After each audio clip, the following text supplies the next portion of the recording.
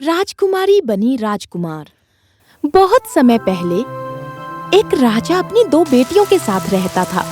एक जमाने में वो शक्तिशाली हुआ करता था, पर हाल ही में वो एक सम्राट से लड़ाई हार गया था। पिताजी, ऐसा होता है। हम वापस लड़ेंगे। हाँ, नहीं हो सकता। क्यों नहीं पिताजी? क्योंकि जब भी सम्राट किसी राजा को हराता है तो वो उससे एक वचन पत्र पर हस्ताक्षर लेता है कि राजा या उसका बेटा 10 साल तक सम्राट का सेवक बनकर रहेगा। अब क्योंकि मेरे पास कोई बेटा नहीं है, मुझे उसका सेवक बनना पड़ेगा। पिताजी, मुझे जाने दीजिए। पर तुम मेरे बेटे नहीं हो, मैं तुम्हें नहीं जाने दे सकता। पर राजकुमारी ने अपने पिताजी को किसी तरह मना लिया और राजा ने अपनी बड़ी बेटी को जाने दिया।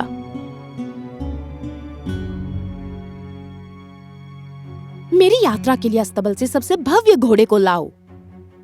लड़ाई के घोड़े से बेहतर लड़ाई के मैदान को कोई नहीं जानता। अगर मैं होती तो पिताजी के वफादार घोड़े को ले जाती। ओह, वो बेचारा घोड़ा जो लड़ाई हार गया।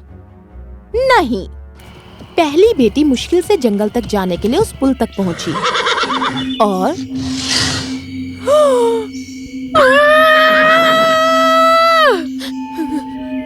राजकुमारी इतना डर गई कि वो पीछे मुड़ी और अपनी जान बचाकर भाग गई। राजा बहुत निराश हुआ। पिताजी, प्लीज मुझे जाने दीजिए। देखा तुम्हारी बहन का क्या हाल हुआ। मैं आपको कभी निराश नहीं करूंगी। पिताजी, विश्वास कीजिए। तो ये सोचकर के ये भी अपनी बड़ी बहन की तरह वापस लौटेगी, राजा ने अपनी दूसरी बेटी को जाने दिया। वो अपने पिता के पुराने घोड़े को लेकर गई। ओह प्यारे घोड़े, मेरे पिता की जीत और उनके हार में तुमने उनका साथ दिया है। ये बिल्कुल सच है राजकुमारी। आपके पिता के जैसे बहादुर शूरवीर बहुत कम हैं। क्या तुम मेरे साथ आओगे और मेरा मार्गदर्शन करोगे? आपके पिता के अलावा किसी ने नहीं जाना कि घोड़े भी शूरवीर होते हैं। आप भी समझदार हो। मैं आप पर आने वाली हर मुसीबत से आपको बचाने और आपको ले जाने के लिए तैयार हूँ। शुक्रिया। अगले दिन दूसरी राजकुमारी घोड़े पर सवार होकर निकल पड़ी। वो पुल तक पहुंची ही थी कि उसने एक विशाल भालू को देखा जो गुर्रा रहा था। याद रखना राजकुमारी, आपका सबसे बड़ा हथियार आपका दिमाग और दिल है। क्या तुम भालू से तेज दौड़ सकते हो? उससे भी ज्यादा। तो फिर हम ये करेंगे।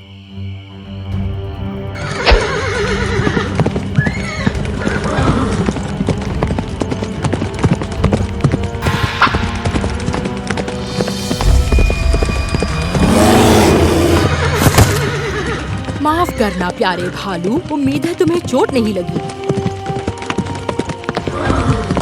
शुरुआत अच्छी थी राजकुमारी। अगर ये शुरुआत है तो फिर जंगल में इससे भी खतरनाक जानवर रहते होंगे। 1 मिनट रुको।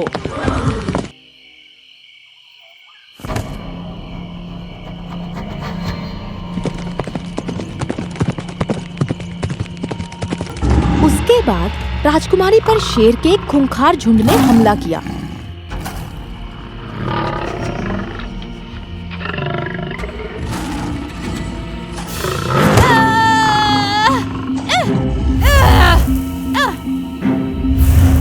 पर राजकुमारी तैयार थी।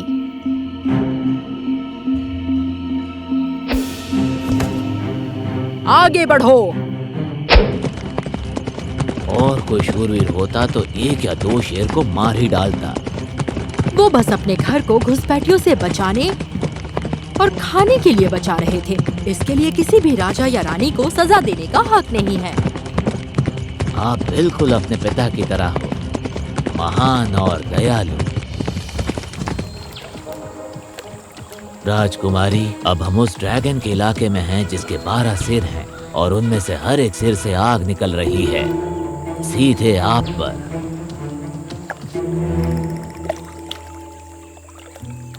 12 सिर? उसे पता नहीं होगा कि कौन से सिर को किस तरफ घुमाना है।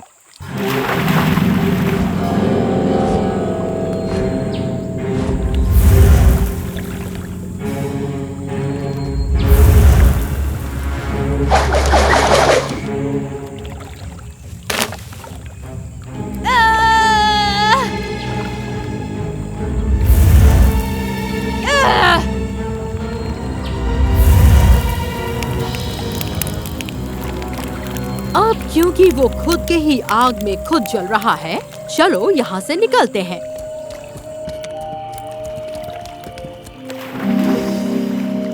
प्यारी राजकुमारी, मैंने देखा कि जंगल के किसी भी जानवर या पेड़ को नुकसान पहुंचाए बिना तुम यहाँ तक पहुंची हो। ये बीज लो और इन्हें फूलों के साथ उगा दो। सब कुछ अच्छा होगा। Thank you. घोड़ा राजकुमारी को जंगल में एक कुटिया के पास ले गया। ये वाला घर एक जीनियस और उसकी माँ का है, जो एक चुड़ैल है।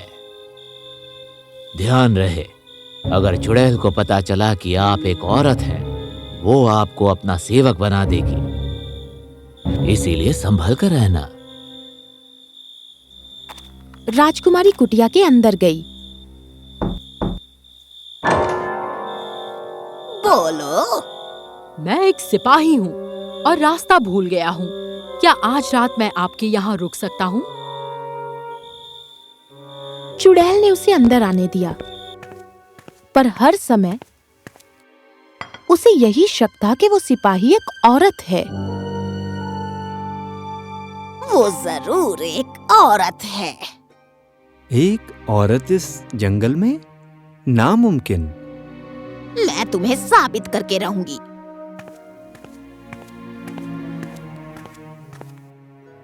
ये फूल मुरझा जाएंगे अगर इन्हें औरत के सिरहाने रखा। तो चुड़ैल ने फूलों को राजकुमारी के सिरहाने रख दिया, पर राजकुमारी सतर्क थी। जैसे ही चुड़ैल बाहर गई, राजकुमारी ने उन बीजों को बोया जो जंगल की आत्मा ने उसे दिए थे।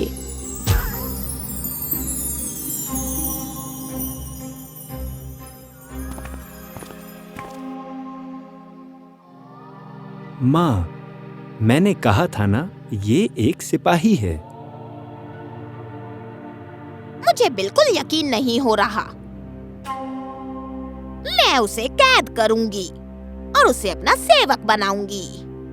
ठीक है, गुड लक। मुझे आइलीना के पास जाना है, जो 7 समंदर पार रहती है। वो तुम्हारे कब्जे में है। उसे तुमसे शादी के लिए मजबूर करो। अगर साल खत्म होने से पहले वो नहीं मानी तो करूंगा।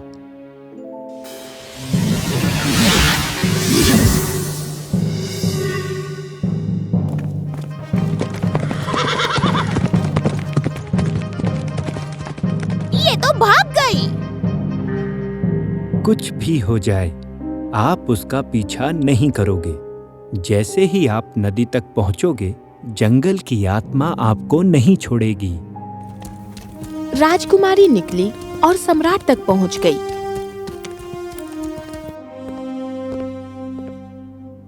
महाराज, मेरे पिता फर्डिमल के राजा ने आपके कहने पर मुझे 10 साल तक आपका सेवक बनने के लिए भेजा है। हाँ, बाकी गुलामों में शामिल हो जाओ। राजकुमारी वहीं रहकर बाकी राजकुमारों की तरह काम करने लगी, जिन्हें सम्राट ने गुलाम बनाकर रखा था। इसके जैसा आलसी इंसान लड़ाई कैसे कर सकता है, खास करके मेरे पिता जैसे बहादुर के खिलाफ। ये खुद लड़ाई में नहीं जाता है, ये बस अपने बढ़िया कमांडर्स और हम गुलामों को भेजता है। मेरी आइलीना, मेरे जीवन का प्यार, जो कोई भी मुझे बताएगा कि आइलीना कहाँ है, मैं उसे आजाद कर दूंगा। एलीना, उसे तो 7 समंदर पार उस जीनियस ने अगवा करके रखा है। ओह, तुम्हें इस बारे में कैसे पता? यात्रा में मैंने बहुत कुछ सीखा है मेरे महाराज। ठीक है, फिर जाओ और उसे तुम लेकर आओ, लेकिन वो आपके जीवन का प्यार है। वरना मैं तुम्हारी सजा को और बढ़ाकर 20 साल कर दूंगा। राजकुमारी सलाह के लिए अपने घोड़े के पास गई। हर रात जीनस अपने घर जाता है और हमें उसी समय पहुंचना होगा, और हम ये करेंगे। मेरे महाराज, मैं जाऊंगा, लेकिन मुझे आपके राज्य के 20 सबसे शानदार जहाज चाहिए होंगे। राजकुमारी अपने घोड़े के साथ उनमें से एक जहाज पर बैठकर निकल पड़ी। जब वो उस आइलैंड पर पहुंची जो 7 समंदर पार था, उसने एक व्यापारी होने का नाटक किया और अपने साथ थैला भरकर सबसे सुंदर चीजें लेकर गई।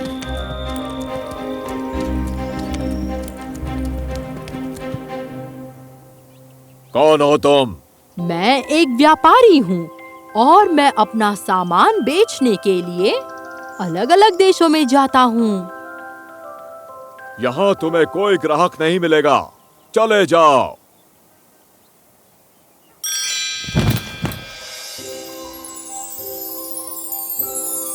ऊप्स, मुझे माफ करना, मैं कभी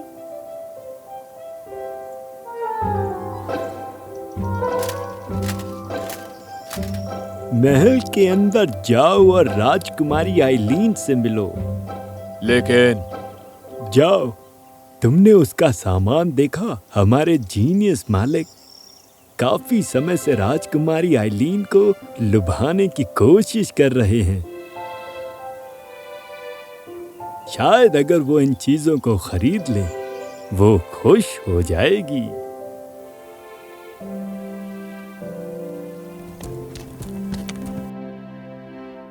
राजकुमारी अलीना, ये देखिए, ये सामान खास आपके लिए है। चले जाओ। मैं आपको छुड़ाने के लिए आई हूँ राजकुमारी।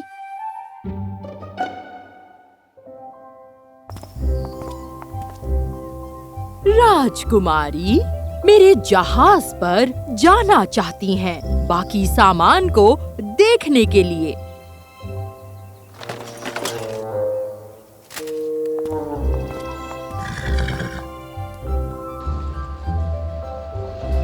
जैसे ही आइलीन जहाज पर पहुंची, वो वहां से निकल गए। राजकुमारी आजाद हो गई।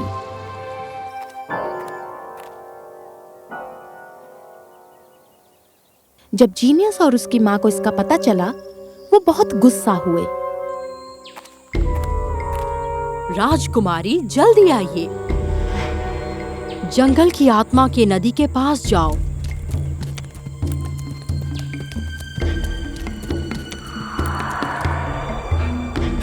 मैं तुम्हें नहीं छोड़ूंगी। स्वागत है मेरे इलाके में।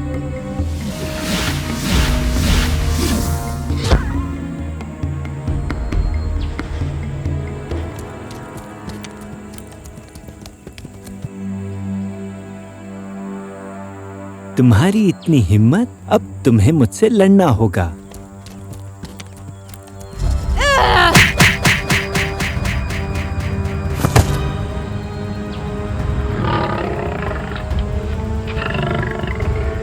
वो तुम्हारा ख्याल रखेंगे।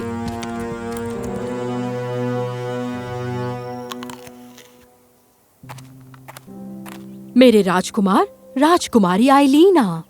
तुम्हें आने में इतना समय क्यों लगा?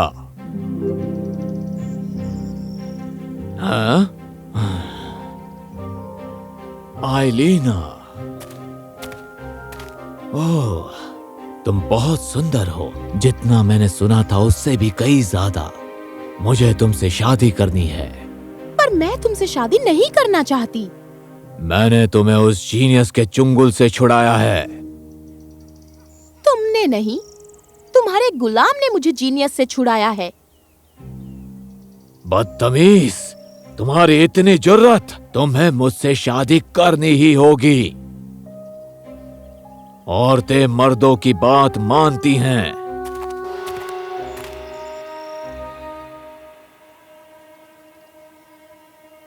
आप इनके साथ शादी करने के लिए जबरदस्ती नहीं कर सकते, भले ही आपने इन्हें बचाया हो। ये आपके गुलाम नहीं है सिर्फ इसलिए क्योंकि आप एक मर्द हैं। मैं तुम्हें तमीज सिखाऊंगा।